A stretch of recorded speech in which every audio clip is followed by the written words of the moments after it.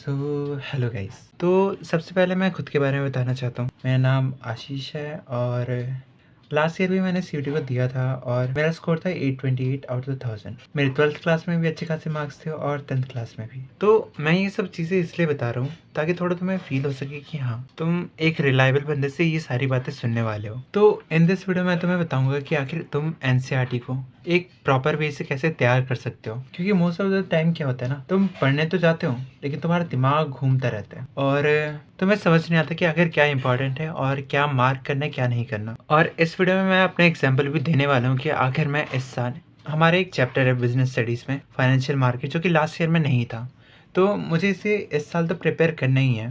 तो मैं इसका एग्जाम्पल लेके मैं तुम्हें समझाऊंगा कि आखिर मैं इसे प्रिपेयर कैसे करने वाला हूँ। ओके, सबसे पहले जो भी हमें एनसीईआरटी को पढ़ना होता है ना, जो भी चैप्टर हमें पढ़ना होता है, सबसे पहले हमें उसका लेक्चर देखना है।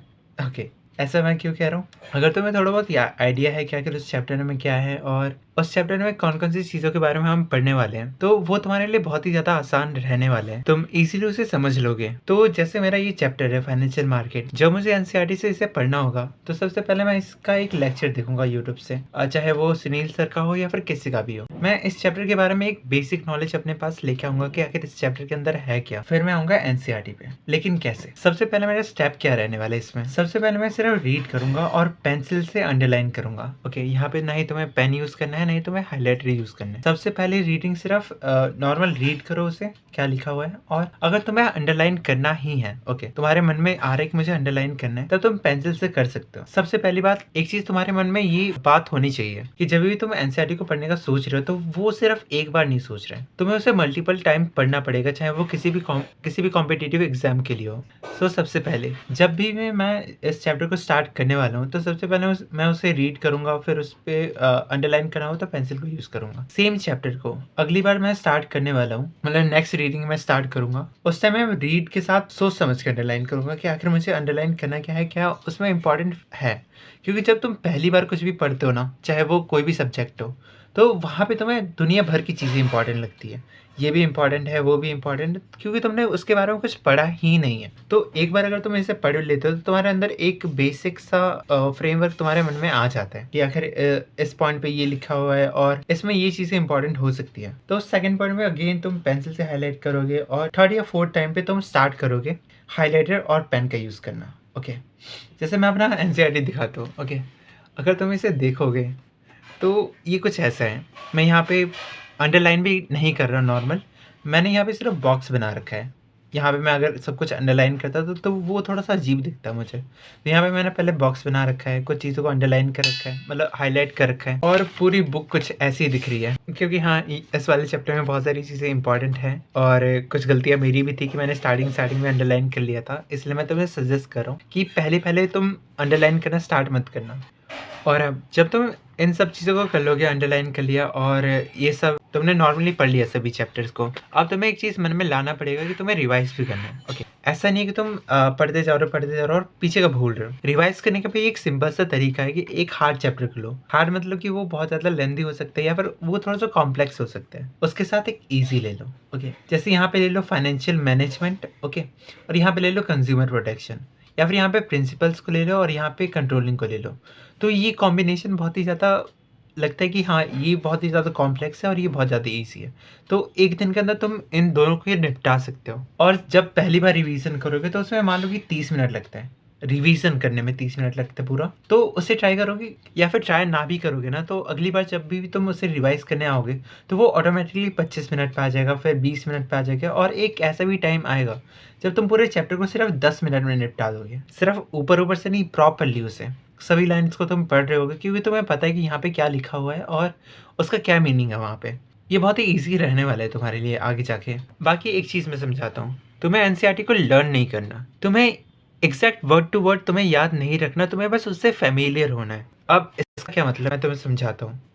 जैसे यहाँ पे अपना पहला चैप्टर है nature and significance of management का, और यहाँ पे एक टॉपिक आता है मैनेजमेंट एज अ आर्ट। तो मैं उसका एग्जांपल इसलिए लेता हूँ क्योंकि वहाँ पे एक कन्फ्यूज़न रहता है सभी को। जैसे यहाँ पे है management as a art, okay, तो यहाँ पे एग्जांपल है, यहाँ पे एग्जांपल तुम पढ़ सकते हो, 2 डांसर, 2 स्पीकर, 2 एक्टर्स और 2 राइटर्स।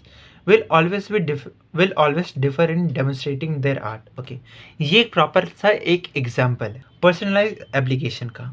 तो जब भी मेरे सामने कोई सेंटेंस आएगा जहाँ पे कोई दो डांसर या फिर दो स्पीकर का बात कर रहा हूँ, मुझे पता नहीं है, मुझे फ़र्क भी नहीं पड़ता कि वहाँ पे पूरे लाइन लिखा क्या हुआ है, कंप्लीटली रिलेट कर दूंगा इस वाले पॉइंट से। अब एक चीज़ इंपॉर्टेंट ये भी हो जाता है ना कि अगर तुम इस टॉपिक को प्रॉपरली पढ़ोगे तो इसका एग्जाम्पल जो अपना एग्जिस्टेंस ऑफ थियोरेटिकल नॉलेज है और पर्सनलाइज एप्लीकेशन, इन दोनों के एग्जाम्पल तुम्हें बहुत ज़्यादा सिमिलर लगेगा। तो इन दैट केस तुम्हें थोड़ा बहुत फेमिलियर होना पड़ेगा कि आखिर ये एग्जाम्पल किस पॉइंट का है। बाकी जैसे यहाँ पे मैंने बहुत सारी चीज़ें यहाँ पे लिख रखा है। ओके, जैसे ऊपर ये तो चलो टॉपिक्स थे, बट जैसे मैं यहाँ पे कुछ दिखाऊंगा तुम्हें, जैसे मैं यहाँ पे एक चीज़ दिखाता हूँ। ओके, ये वाला चीज़ बहुत ही ज़्यादा तुम्हें क्रेजी लगेगा और हेल्पफुल होगा तुम्हारे लिए। जैसे अगर हम लोग मार्केटिंग पढ़ेंगे ना तो उसमें एक टॉपिक आता है गुड्स के बारे में कि ये गुड्स होते हैं और इसके ये एग्जाम्पल होते हैं। तो आगे ये सिंपल सा मुझे फ्लो चार्ट दे रखा था, लेकिन यहाँ पे मैंने हर चीज़ लिख दिया कि इसके अंदर क्या क्या चीज़ें आती हैं और इसके अंदर क्या क्या चीज़ें आती हैं। तो इससे हुआ ना कि मुझे ये पूरा पैराग्राफ आप पढ़ना नहीं पड़ेगा, यहाँ पे जो भी कुछ लिखा हुआ है ये मुझे दोबारा पढ़ना नहीं पड़ेगा। मैं डायरेक्टली यहाँ पे देखूँगा क्या चीज़ें आती है क्या नहीं आती, वो मैं नॉर्मली याद कर पाऊँगा फिर। तो तुम एनसीईआरटी को पूरा रंगीन बना सकते हो, उसमें ज़रूरी नहीं है कि ये जैसा आया था तुम्हारे पास वैसे ही रहे, इसमें तुम अपनी कलाकारी दिखा सकते हो। बाकी जैसे यहाँ पे कुछ स्पेशल पॉइंट्स हो गए कि अच्छा ये पॉइंट आ सकता है कि यहाँ पे डैश दे दिया। ओके, और पूछ लिया कि dash play crucial role in marketing success, और यहाँ पे बहुत सारी चीज़ें दे दी तुम्हें। तो अगर तुम्हें इसे प्रॉपरली सॉल्व करना होगा, मतलब ये ऐसा पॉइंट है जो कि क्वेश्चन की तरह आ सकता है तुम्हारे सामने, तो इसे तुम प्रॉपरली यहाँ पे एक मेंशन कर सकते हो ऊपर है। और तुम्हें यहाँ पे बहुत ही कॉम्प्लेक्स लग रहा होगा कि आखिर ये सभी जगह पे मैंने अंडरलाइन कर रखा है, हाईलाइट कर रखा है, तो मैंने छोड़ा ही क्या है। ओके, तो जब तुम एनसीईआरटी को पढ़ना स्टार्ट करोगे ना तब तुम्हें समझ में आएगा कि आखिर सब चीज़ें इंपॉर्टेंट है, लेकिन लेवल ऑफ इम्पॉर्टेंस अलग है। ओके, जैसे मैंने यहाँ पे नॉर्मली अगर पेन से मैंने मार्क कर रखा है तो वो उतने इम्पॉर्टेंट नहीं है, लेकिन मेरी नज़र वहाँ पे जानी चाहिए, मैं उसे इग्नोर नहीं कर सकता, इसलिए मैंने यहाँ पे मार्क कर रखा है। बाकी हाँ, एनसीईआरटी की लैंग्वेज बहुत ज़्यादा ही टफ होता है, तो इसलिए मैंने कह रहा था पहले लेक्चर देख लेना, चाहे वो किसी भी टीचर का हो। ओके, बाकी अगर मेरे एंड से तुम्हें कुछ चाहिए तो मैंने फर्स्ट बुक को कंप्लीट कर रखा है, फर्स्ट बुक को पूरा कंप्लीट करा दिया है, और वो प्रॉपरली सीयूटी ओरिएंटेड था। मैंने पूरी एनसीईआरटी को सिर्फ सीयूटी के बेसिस पे मैंने रीड करा था कि आखिर यहाँ से क्या क्या क्वेश्चन आ सकते हैं और क्या क्या इंपॉर्टेंट है। तो उसको तुम मेरे चैनल पे चेक कर सकते हो अगर तुम्हें देखना हुआ तो। बाकी मैं पहले तो सजेस्ट करूँगा कि तुम सभी चैप्टर्स को खुद से ही पढ़ो और खुद से उसमें मार्क करने का ट्राई करो। वो एक चीज़ है, पहली बार में तुम कैच नहीं कर पाओगे कि आखिर क्या इंपॉर्टेंट है और क्या नहीं है, लेकिन जैसे-जैसे तुम मल्टीपल टाइम्स एनसीईआरटी को पढ़ोगे तुम्हें समझ में आने लगेगा कि आखिर ये टॉपिक्स इंपॉर्टेंट है, इसको मुझे मार्क करना है, इसको मुझे प्रॉपर्ली रिवाइज़ करते रहना है, और ये फालतू के पॉइंट्स हैं। तो पहले तो मैं सजेस्ट करूँगा ये सारी चीज़ें तुम खुद से कर लो। ओके, लेकिन अगर तुम्हें लगता है कि ये चीज़ तुमसे अभी नहीं हो पा रहा है या फिर तुम्हारे पास इतना इनफ टाइम नहीं है प्रिपेयर करने के लिए, तो तुम कमेंट सेक्शन चेक कर सकते हो, मैंने एक लिंक पिन कर रखा होगा, फिर वहाँ पे जाके तुम एनसीईआरटी को एक्सेस कर सकते हो। वहाँ पे तुम्हें मेरी एनसीईआरटी मिल जाएगी, माई एनसीईआरटी, जो ये रंगीन कर रखा है, लेकिन हाँ इसमें बहुत सारी चीज़ें मैंने खुद से लिख रखा है ऊपर जो भी इंपॉर्टेंट है। जैसे यहाँ पे है ये सारी चीज़ें हैं, जैसे यहाँ पे डायरेक्टिंग का कुछ एक्स्ट्रा पॉइंट था, जैसे डायरेक्टिंग वाले चैप्टर में क्वालिटी ऑफ गुड लीडर, ये बुक में नहीं लिखा हुआ लेकिन मैंने इसे अलग से लिख रखा था, तो तुम मेरे एनसीईआरटी को एक्सेस कर सकते हो। प्लस में अगर तुम्हें लगता है कि मेरी एनसीईआरटी बहुत ज़्यादा रंगीन है तो वहाँ पे मैंने एक जो पीडीएफ अवेलेबल होता है ना एनसीईआरटी का, तो उसमें मैंने प्रॉपर्ली मार्क कर रखा है, तुम उससे भी एक्सेस कर सकते हो। वहाँ पे मैंने थोड़ा बहुत सही में जो इंपॉर्टेंट है वो चीज़ मार्क कर रखा है, ये तो है ही।